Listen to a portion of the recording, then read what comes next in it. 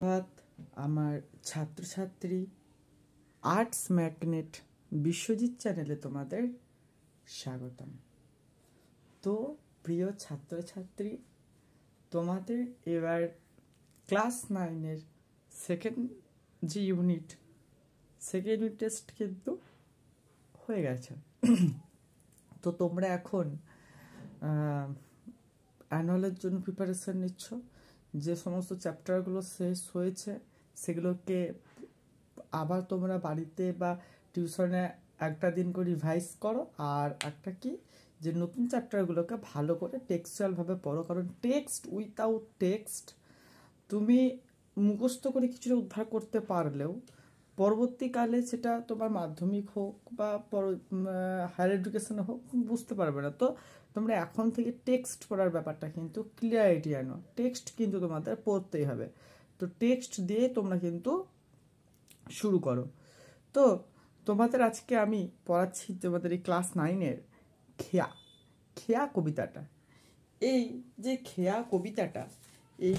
কবিতাটা নেওয়া হয়েছে রবীন্দ্র বা সময়কালে ঐশ্বর্য পর্বের লেখা চৈতালি কাব্যগ্রন্থে। কি বললাম যে রবীন্দ্র পর্বের রবীন্দ্রকালে অনেকগুলো পর্ব রয়েছে, অর্থাৎ রবীন্দ্রনাথ জীবনকালের অনেকগুলো পর্ব রয়েছে। সেই পর্বের অন্যতম পর্ব হচ্ছে ঐশ্বর্য পর্ব। অর্থাৎ এই ঐশ্বর্য পর্বকে রবীন্দ্রনাথের শ্রেষ্ঠ পর্ব বলা হয়। আর এখানে তিনি প্রেম, প্রকৃতি, রোমান্টিকতা বিভিন্ন কিছু কিন্তু সংমিশ্রণ এখানে কিন্তু দেখিয়েছেন। তো এই ঐশ্বর্য পর্বের অন্যতম কাব্যগ্রন্থ হচ্ছে আমাদের চৈতালি কাব্যগ্রন্থ। তো এই চৈতালি কাব্যগ্রন্থ থেকে তোমাদের যে কবিতাটা রয়েছে এই খেয়া কবিতাটা কিন্তু এই চৈতালি কাব্যগ্রন্থ থেকে কিন্তু নেওয়া হয়েছে। এই চৈতালি কাব্যগ্রন্থটি 1896 খ্রিস্টাব্দে প্রকাশিত হয়। আর তোমাদের যে খেয়া কবিতাটা লেখা হয়েছিল 18 চৈত্র 1302 বঙ্গাব্দে। মনে থাকবে, চৈতালি কাব্যগ্রন্থটা প্রকাশিত হয় 1896 খ্রিস্টাব্দে, আর যে খেয়া কবিতাটা এটা লেখা হয়েছিল 18 চৈত্র 1302 বঙ্গাব্দে। আচ্ছা, এই যে তোমাদের এই যে খেয়া কবিতাটার নাম দিয়েছে খেয়া, এই খেয়া কথার অর্থ হচ্ছে নদী পারাপারকারী নৌকা, নদী পারাপারকারী ছোট একটা নৌকা। কিন্তু কবি রবীন্দ্রনাথ ঠাকুর এখানে খেয়া কবিতাটাকে অন্য একটা মিনিং অর্থ কিন্তু ধরেছেন, সেটা হচ্ছে জীবন নদীতে প্রবাহমান অতীত বর্তমানে এই নৌকা। অর্থাৎ জীবন নদী বা জীবন নদীর স্রোতের সঙ্গে কিন্তু এখানে কিন্তু কবি রবীন্দ্রনাথ ঠাকুর খেয়াটাকে কিন্তু তুলনা করেছেন। তো এই যে রবীন্দ্রনাথ ঠাকুর খেয়া কবিতা লিখেছিলেন, তিনি আমরা সবাই বেশিরভাগই জানি যে রবীন্দ্রনাথ ঠাকুর কিন্তু ছিলেন জমিদার পরিবারের সন্তান। তো জমিদার পরিবারের সন্তান হওয়ার কারণে তাকে হিসাব রাখার একটা দায়িত্ব নিতেই হয়। তো এক জায়গায় তো জমিদার ছিল না, আমাদের বিভিন্ন জায়গায় তিনি কিন্তু জমিদারি কাজে কিন্তু ঘুরে বেড়াতেন। তো তিনি যখন একটা সময় জমিদারি কাজে ঘোরার জন্য তিনি যখন নৌকা পারাপার করে একটা জায়গা থেকে একটা জায়গায় আসছিলেন, তখন তিনি এই কবিতাটাতে দুই গ্রামের যে সম্মুখ যে পরিবেশ, অর্থাৎ গ্রামের যে সম্মুখ যে নৈসর্গিক যে বার্তা, গ্রামের যে পল্লী প্রকৃতি কবি রবীন্দ্রনাথ ঠাকুর কিন্তু খুবই প্রচণ্ডভাবে কিন্তু আকৃষ্ট করে। তো তার দ্বারাই বশবর্তী হয়ে কবি রবীন্দ্রনাথ ঠাকুর এই খেয়া কবিতাটা কিন্তু লিখেছিলেন। দেখো, খেয়া নৌকা পারাপার করে নদীর স্রোতে, কেউ যায় ঘরে কেউ আসে ঘর হতে। অর্থাৎ খেয়া নৌকা, অর্থাৎ খেয়া হচ্ছে ছোট্ট নদী, খেয়া হচ্ছে নদী পারাপারকারী ছোট্ট নৌকা, যে পারাপার করে নদীর স্রোতে এক স্রোত থেকে অন্য স্রোতে পারাপার করে, কেউ যায় ঘরে কেউ আসে ঘর হতে। অর্থাৎ এই নৌকার মাধ্যমে দেখে খেয়ার মাধ্যমে কিন্তু কেউ ঘর থেকে আসছে, আবার কেউ কিন্তু ঘর থেকে যাচ্ছে। দুই তীরে দুই গ্রাম আছে জানাশোনা, সকাল হইতে সন্ধ্যা করে আনাগোনা। অর্থাৎ দুই তীরে, অর্থাৎ নদী তীরবর্তী, অর্থাৎ নদীর তীরে বা নদীর ধারে যে দুটো গ্রাম রয়েছে তাদের পরস্পরের মধ্যে জানাশোনা বা আত্মীয়তা বা বন্ধুত্ব যেটা বলবে, তাদের মধ্যে একটা সম্পর্ক একটা রয়েছে। এই সম্পর্কের ভিত্তিতে তারা সকাল হইতে সন্ধ্যা, অর্থাৎ দিনের শুরু থেকে, অর্থাৎ সূর্য দেবতার উন্মেষ থেকে সূর্য দেবতার অন্তিম পর্যন্ত তারা কিন্তু পরস্পরে কিন্তু আনাগোনা করে। একজন এপার থেকে ওপারে যায়, আবার ওপার থেকে এপারে আসে। এই যে কবি রবীন্দ্রনাথ ঠাকুর এখানে কিন্তু এই যে 4টে লাইনের মধ্যে দিয়ে তিনি পল্লী প্রকৃতি বা একটা গ্রামের কিন্তু কবিতায় তুলে ধরেছেন। কিন্তু পরবর্তী যে লাইনগুলো আমরা পাবো, তো এই পরবর্তী লাইনগুলোতে আমরা দেখতে পাবো যে পৃথিবীর যে শুধু পল্লী প্রকৃতিকে বাদ দিয়ে যদি আমরা বর্তমান সভ্যতার দিকে এগিয়ে আসি, তো সেখানে কত যুদ্ধ, কত হানাহানি, কত মারামারি কিন্তু আমরা দেখতে পাবো।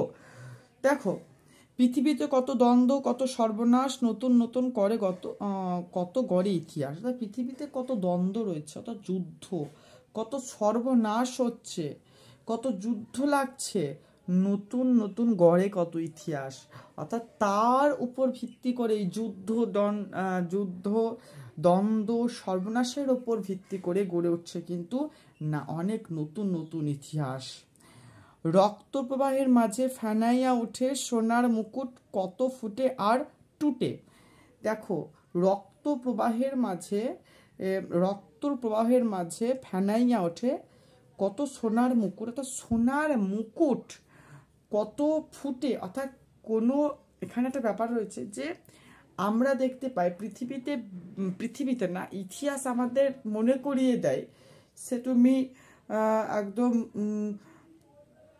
আমাদের মোগল তার আগে থেকে একদম তুমি চলে আসবে ষোড়শ মহাজনের উত্থান থেকে, হর্যজ্ঞ বংশ থেকে শুরু করে হর্যজ্ঞ বংশ, শিশুনাগ বংশ, তারপর তোমার আরও যে রয়েছে কাহ্ন বংশ, সাতবাহন, এই সমস্ত কুষাণ, মোগল, বাহমনি প্রভৃতি সাম্রাজ্য তোমরা দেখতে পাবে।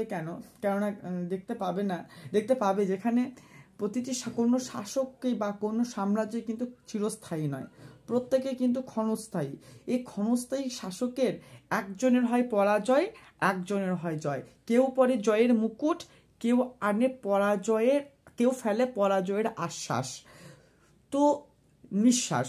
তো এই যে জয়ের মুকুট পরা আর পরাজয়ের যে অন্তিম নিঃশ্বাস ফেলা, এর পিছনে কিন্তু রয়েছে তাদের কর্মচারীদের, অর্থাৎ তাদের যে সৈন্য সামন্ত, তাদের রক্ত প্রবাহ। এই দুই দলের কর্মচারী রক্ত প্রবাহের দ্বারা কোনো শাসক মাথায় নিচ্ছে সোনার মুকুট, আর কেউ খুলে ফেলছে, অর্থাৎ টুটে মানে কারো ভেঙে পড়ছে সোনার মুকুট। অর্থাৎ কেউ রাজসিংহাসন আরোহণ করছে, আর কেউ রাজসিংহাসন কিন্তু কেউ রাজসিংহাসন থেকে নিঃশেষ হয়ে যাচ্ছে। এটাই কিন্তু বোঝাতে চেয়েছে। সভ্যতার নবনব কত তৃষ্ণা ক্ষুধা, ওঠে কত কোলাহল, ওঠে কত সুধা। অর্থাৎ সভ্যতার কত তৃষ্ণা ক্ষুধা, অর্থাৎ সভ্যতার অনেক তৃষ্ণা ক্ষুধা, অর্থাৎ জ্ঞান বিজ্ঞানের প্রসার রয়েছে। যে সভ্যতা যে অতৃপ্তি, সেখান থেকে আমরা কেউ জ্ঞান, কেউ বিজ্ঞান, কেউ নতুন আলোর দিগন্ত আনছে। তো এই সমস্ত মাঝে যে আমরা যখন বিজ্ঞানের যখন প্রসার করছি, তখন আমাদের গাছপালা কেটে বনাঞ্চল ধ্বংস করে কিন্তু আমরা কিন্তু ঘর বাড়ি তৈরি করছি, বড় বড় ইমারত গড়ে তুলছি। কিন্তু এই যে ইমারত গড়ে তোলার পিছনে যে পরিবেশ দূষিত হচ্ছে, তার ফলে অনেক হলাহল উঠছে, অর্থাৎ সেখানে অনেক বিষ বাষ্প ছড়াচ্ছে। আর কখনো কখনো তো বিজ্ঞানের প্রযুক্তি যখন ভালো কাজ ব্যবহার করছি, তখন সেখান থেকে আমরা পাচ্ছি অনেক সুধা, অর্থাৎ অমৃত পাচ্ছি। তারপর শুধু হেতার নদী তীরে কেবা জানে না, বলছে শুধু হেতা মানে হচ্ছে এখানে, শুধু এখানেই এই নদী তীরে কেবা জানে না, বলছে কেউ কারোর নাম জানে না। অর্থাৎ এই যন্ত্র সভ্যতাকে পিছনে ফেলে, যন্ত্র সভ্যতাকে পশ্চাতে ফেলে তোমরা যদি এই যন্ত্র সভ্যতাকে এগিয়ে রেখে তোমরা যদি পিছন দিকে আসো, এই যে গ্রামের দিকে, এখানে সবাই কিন্তু শুধু জানছে, কেউ কারোর নাম জানছে না। তো এই নদীর তীরে কেউ কারোর নাম জানছে না। দোহা পারে, অর্থাৎ দুজনের দিকে চেয়ে আছে দুই গ্রাম, অর্থাৎ দোহা মানে দুজনের দিকে চেয়ে আছে এই দুটি গ্রাম। এই খেয়া চিরদিন চলে নদীর স্রোতে, কেউ যায় ঘরে, কেউ আসে ঘরতে। অর্থাৎ এই খেয়া, অর্থাৎ এই যে খেয়া, এই যে নদী পারাপারকারী যে নৌকা, এটা কিন্তু চিরপ্রবাহী, অর্থাৎ চিরন্তন সত্য। এরা কিন্তু নদীর স্রোতে চিরকাল চলাচল করে। অর্থাৎ কেউ ঘর থেকে আসে আর কেউ ঘর থেকে কিন্তু যায়। তোমাদের ভিডিওটা যদি ভালো লেগে থাকে আর কেমন লাগলো একবার জানিও।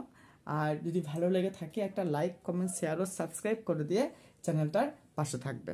ধন্যবাদ।